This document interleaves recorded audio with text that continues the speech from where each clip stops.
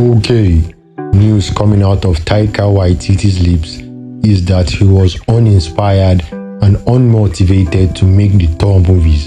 According to him, he never read Thor comics growing up, and Marvel calling him to do the movie was a sign they did not really care about the franchise. Now, as we all know, the Thor franchise was butchered by this very man in question, who had 4 opportunities at one movie with a ready-made fan base who would fill cinema seats no matter what, and yet managed to produce only one half-decent movie in 4 tries. His latest movie, Next Go Wins, hasn't been received well by audiences, and in his recent interviews, he has been taking shots at the MCU, whether it is to stir up controversy, deflect from his latest movie, or get some things off his chest by talking about the MCU is up for discussion. But then he has said what he said, and we are all reacting to it.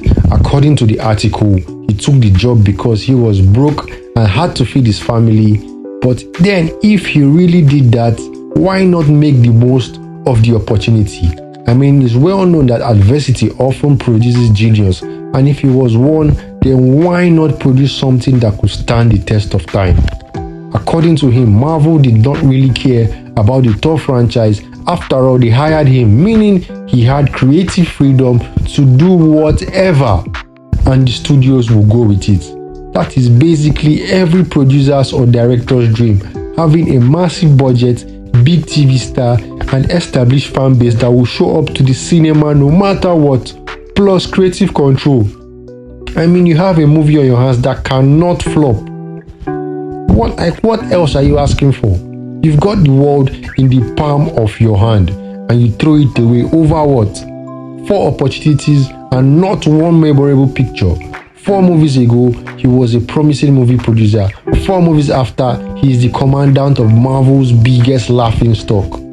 He took a Norse god and made him into an afterthought. If there's any chance to redeem himself, it would have been on Thor Love and Thunder, but we all know how that ended up. How many producers could get a budget of $270 million? Christian Bale, Chris Hemsworth, and Tessa Thompson. Creative and directive control with no Avengers movies on the horizon, and come up with that. At no point did anyone at Marvel look at this and think, what on earth are we doing here? They let these movies go through multiple screening processes and greenlight them for publication. If the news coming out of Marvel Studios from Variety are anything to go by, then it isn't really surprising to say the least.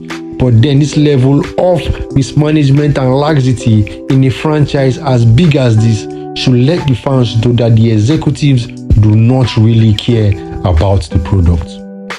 The Avengers have been such a huge success that they just rolled the coattails and pushed whatever kind of movie to the public scene, since they had a massive and willing fan base to occupy cinemas and purchase merchandise without fail. Well, it has all come to a head.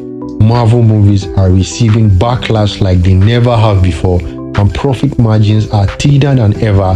That's if there's any profit after production and advertisement costs.